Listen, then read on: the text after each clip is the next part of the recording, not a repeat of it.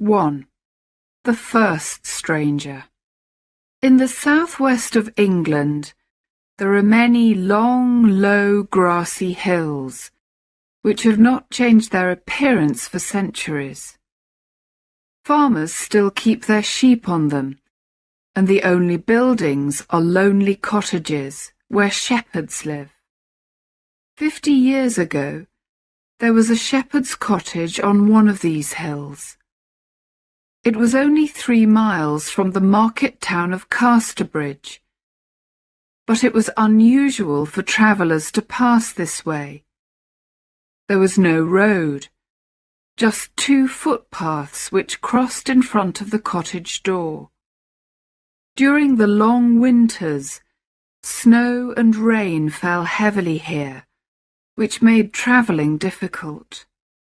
The night of March the 28th, 1825, was one of the coldest and wettest that winter. But inside the cottage, all was warm and cheerful. Shepherd Fennel had invited family and friends to drink to the health of his youngest child, a recent arrival in the family. 19 people were at the party. Married women and single girls, shepherds and farm workers, young people talking of love, and old friends talking of the past. Shepherd Fennel had chosen his wife well. She was a farmer's daughter from one of the valleys, and when she married, she brought £50 with her in her pocket and kept it there for the needs of a coming family. She did not like to spend money unnecessarily and had worried about the kind of party to give that evening. At a sit-still party, she thought, the men'll get too comfortable and drink the house dry. But at a dancing party, people get hungry and then they'll eat all our food. We'll have both sitting and dancing, that's the best way. And secretly, she told the fiddler to play for no more than 15 minutes at a time. But when the dancing began, nobody wanted to stop.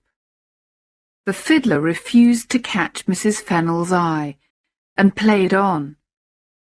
The music got louder and louder, and the excited dancers stepped faster and faster.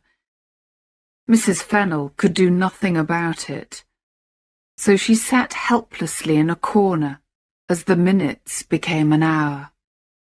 While this was happening indoors, outside in the heavy rain and darkness, a figure was climbing up the hill from Casterbridge. It was a tall, thin man, about 40 years old, dressed all in black and wearing thick, heavy boots. When he reached the shepherd's cottage, the rain came down harder than ever. The man left the footpath and went up to the door. He listened carefully, but the music inside had now stopped, and the man seemed unsure what to do. He looked around, but could see no one on the footpath behind him, and no other houses anywhere near.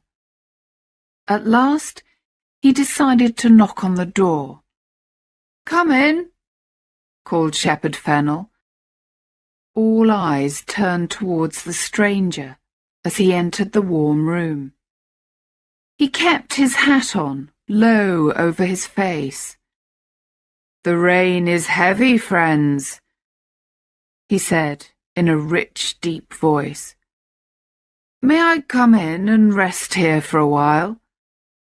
"Of course, stranger," replied the shepherd. "You've chosen your moment well, because we're having a party tonight. There's a new baby in the family, you see. I hope you and your fine wife will have many more, shepherd," the man answered, smiling politely at Mrs. Fennel. He looked quickly round the room and seemed happy with what he saw. He took his hat off and shook the water from his shoulders. "Will you have a drink with us, stranger?" asked Fennel. He passed a mug of his wife's homemade mead to the newcomer, who drank deeply from it and held it out for more. "I'll take a seat in the chimney corner, if you don't mind," said the man, "to dry my clothes a bit." He moved closer to the fire and began to look very much at home. "There's only one more thing that I need to make me happy," he added, "and that's a little tobacco." "I'll fill your pipe," said the shepherd kindly. "Can you lend me one?" "You're a smoker and you've no pipe?" said Fennel. "I dropped it somewhere on the road." The man lit the pipe that Fennel gave him and seemed to want to talk no more. 2. The second stranger. During this conversation, the other visitors had not taken much notice of the stranger because they were discussing what the fiddler should play next. They were just getting up to start another dance when there was a second knock at the door. At this sound, the stranger turned his back to the door and seemed very busy trying to light his pipe. "Come in," called Shepherd Fennel a second time. In a moment, another man entered. He, too, was a stranger. This one was very different from the first. There was a more cheerful look about him. He was several years older, with greying hair and a full reddish face. Under his long wet coat, he was wearing a dark grey suit. "I must ask to rest here for a few minutes, friends," he said, "or I shall be wet to the skin before I reach Casterbridge." "Make yourself at home, sir," replied Fennel, a little less warmly than when welcoming the first stranger. The cottage was not large. There were not many chairs, and these newcomers brought cold, wet air into the room. The second visitor took off his coat and hat and sat down heavily at the table which the dancers had pushed into the chimney corner. He found himself sitting next to the first stranger, who smiled politely at him and passed him the mug of mead. The second man took it, lifted it to his mouth, and drank without stopping, watched by Mrs. Fennel, who was not pleased at this free drinking of her best mead. At last, the man in the grey suit put down the mug with a happy sigh. "That's wonderful mead, Shepherd," he said. "I haven't tasted anything as good as that for many years." "I'm pleased you enjoy it, sir," replied Shepherd Fennel. "It's goodish mead," agreed his wife, a little coldly. "Made from our own honey, of course, and it is trouble enough to make, I can tell ye, but we may not make any more. Honey sells well, and we don't need much mead for ourselves." "Oh, but you can't stop making this," cried the man in grey. He took the mug again and drank the last drop. "I love mead, as much as I love going to church on Sundays, or giving money to the poor." "Ha, ha, ha," said the man by the fire, who seemed to enjoy the stranger's little joke. The old mead of those days, made with the best honey and the freshest eggs, tasted very strong, but it did not taste as strong as it actually was. Before long, the stranger in grey became very cheerful and red in the face. He made himself comfortable in his chair and continued the conversation. "Well, as I say, I'm on my way to Casterbridge," he said. You don't live there, then? Said Shepherd Fennel. Not yet, although I plan to move there soon. Going to start a business, perhaps? Asked the shepherd. No, no, said his wife. It is easy to see that the gentleman is rich and doesn't need to work at anything. Rich is not the word for me, madam, replied the man in grey. I have to work, and I do work. And even if I only get to Casterbridge by midnight tonight, I must begin work there at 8 o'clock tomorrow morning. Yes, hot or cold, rain or snow, I must do my day's work tomorrow. Poor man. So, although you look rich and comfortable, your life is harder than ours, is it? Said the shepherd's wife. Well, it's the work that I have to do, that's all. Now, I must leave you, friends, but before I go, there's time for one more drink to your baby's health. Only the mug is empty. Here's some small mead, sir, offered Mrs. Fennel. We call it small, but it's still made from good honey. No, said the stranger, I prefer to remember the taste of your best mead, thank you.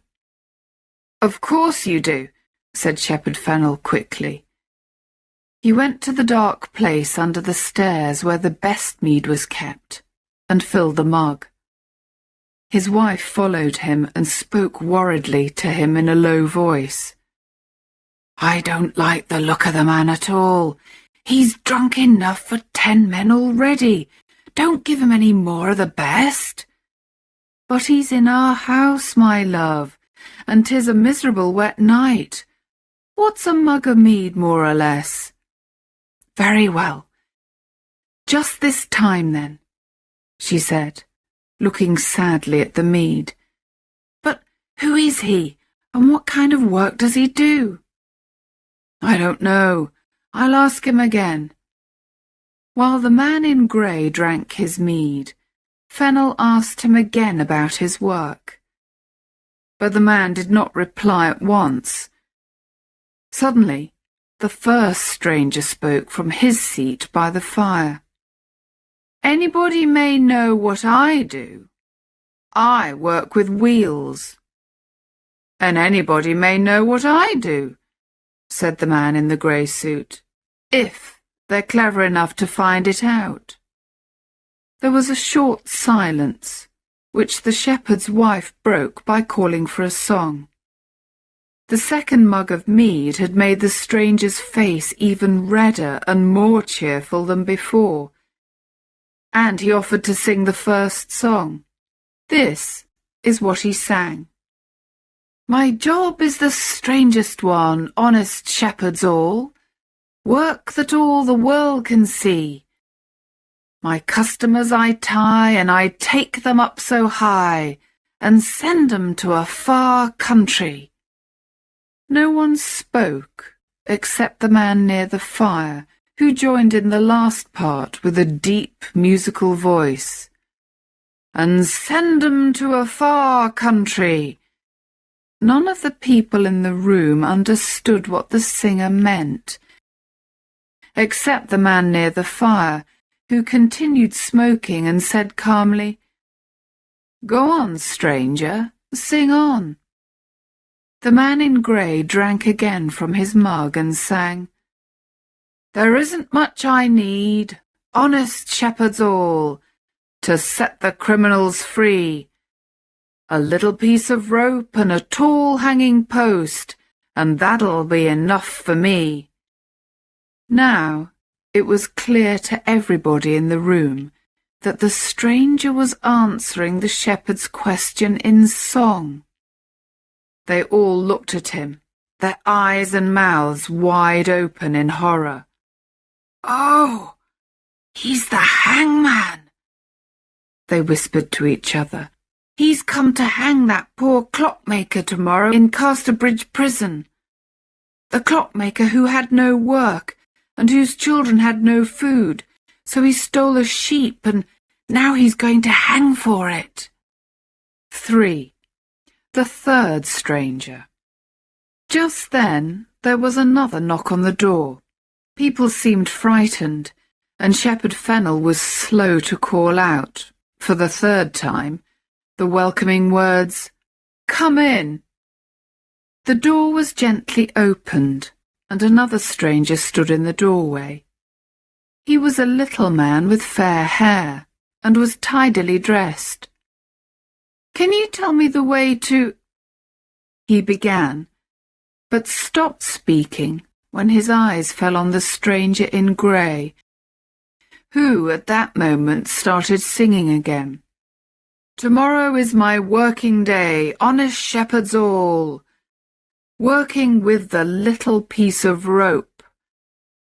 A sheep has lost its life, and the thief must pay the price. He'll find some peace with God, we hope." The man by the fire repeated cheerfully in his deep voice, "He'll find some peace with God, we hope." All this time the third stranger had stood in the doorway, and now everyone turned to look at him. They saw to their surprise that his face was white. His hands were shaking, and his eyes were fixed in horror on the man in grey. A moment later he turned and ran away into the darkness and the rain. "Who can that be?" asked Shepherd Fennel. No one answered. The room was silent, although there were more than 20 people in it, and nothing could be heard except the rain beating on the windows. The stillness was broken by a bang. It was the sound of a gun, and it came from Casterbridge. "What does that mean?" cried several people at once. "A prisoner's escaped from Casterbridge prison, that's what it means," replied the man in grey, jumping up from his chair. "I wonder if it's my man." "It must be," said the shepherd, "and I think we've seen him. The little man who looked in at the door just now and shook like a leaf when he saw ye and heard your song." "His face was as white as a sheet," said the fiddler. "His hand shook like an old man's," said a farm worker. "His heart seemed as heavy as stone," said Mrs. Fennel. "True," said the man by the fire. "His face was white, his hand shook, and he ran like the wind. It's all true. We were all wondering what made him run off like that," said one of the women, "and now 'tis explained." "Is there a policeman here?" asked the hangman. One of the men came slowly forward, pushed by his friends. "I'm one of the king's officers, sir," he said. "Then take some of these men at once. Follow the criminal and bring him back here. He hasn't gone far, I'm sure." "I will, sir. I will when I've got my uniform. I'll go home and put it on and come back here immediately." "Uniform? Never mind about your uniform. The man'll be far away by that time." "But I must have my uniform. There's the king's name on it in gold." "I can't arrest a man without my uniform on." "I'm a king's man myself," said the man in grey coldly, "and I order you to find and arrest this man at once. Now then, all the men in the house must come with us. Are you ready?" The men left the cottage to start their search, and the women ran upstairs to see the new baby, who had begun to cry loudly. But the living room did not stay empty for long. A few minutes later, the first stranger came quietly back into the house. He cut himself a large piece of cake and drank another mug of mead. He was still eating when another man came in just as quietly. It was the man in grey. "Oh, you here. said the hangman, smiling. "I thought you had gone to help look for the prisoner." "And I thought you had gone too," replied the other. "Well, I felt that there were enough people without me," said the man in grey, helping himself to the mead. "I felt the same as you. These shepherd people can easily find the man, because they know this hilly country. They'll have him ready for me by the morning, and it'll be no trouble to me at all." "Yes, they'll find him. We'll save ourselves all that trouble." "True, true. Well, I'm going to Casterbridge. Are you going the same way? We could walk together." "No, I'm sorry to say I'm going the other way."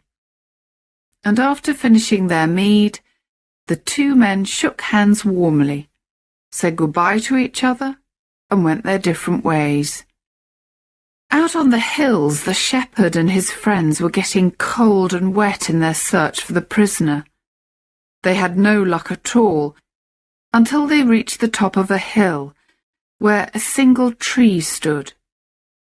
Suddenly, they saw the man who they were looking for, standing next to the tree. "Your money or your life!" cried the policeman loudly. "No, no," whispered the shepherd. "That's what robbers say, not good, honest people like us." "Well, I must say something, mustn't I? You don't realize how difficult it is to remember what to say." The little man now seemed to notice them for the first time. "Well, travellers, did I hear you speak to me?" he asked. "You did," replied the policeman. "We arrest ye for not waiting in Casterbridge prison for your hanging tomorrow." The little man did not seem at all afraid, and to everyone's surprise, agreed with great politeness to go back to the shepherd's cottage. When they arrived there, they discovered that 2 officers from Casterbridge prison and a judge who lived nearby were waiting for them. "Gentlemen," said the policeman, "I've brought back your prisoner. Here he is." "But this is not our man," cried one of the prison officers. "What?" said the judge. "Haven't you got the right man?" "But then who can this man be?" asked the policeman. "I don't know," said the prison officer. "But our prisoner is very different. He's tall and thin, with a deep musical voice." "That was the stranger who sat by the fire," cried Fennel. The little man now spoke to the judge for the first time. "Sir," he said, "I must explain. I've done nothing wrong. My only crime is that the prisoner is my brother. Today, I was on my way to visit him in Casterbridge prison for the last time, when I got lost in the dark. I stopped here to ask the way, and when I opened the door, I saw my brother sitting by the fire. Right next to him was the hangman who'd come to take his life. My brother looked at me, and I knew he meant, 'Don't tell them who I am, or I'll die.' I was too frightened to do anything except turn and run away." "And do you know where your brother is now?" "No, sir. I haven't seen him since I left the cottage." "And what's his job?" "He's a clockmaker, sir. He said he worked with wheels," said Shepherd Fennel. "He meant the wheels of clocks and watches, I suppose." "Well, we must let this poor man go," said the judge. "Clearly it's his brother who is the wanted man." And so the little man left the cottage with a sad, slow step. The next morning, men were out on the hills again, searching for the clever thief. But the shepherds and farm workers did not look very carefully. They did not think the man should hang just for stealing a sheep. and they liked the wonderful coolness that he showed when sitting next to the hangman at the shepherd's party.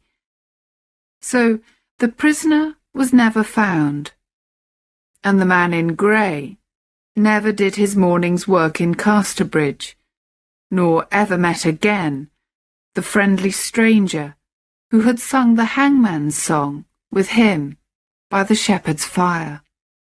The grass has long been green on the graves of Shepherd Fennel and his wife, and the baby whose health was drunk that night is now an old lady. But the arrival of the three strangers at the shepherd's cottage, and all that happened afterwards, is a story as well known as ever in the hills and valleys around Casterbridge.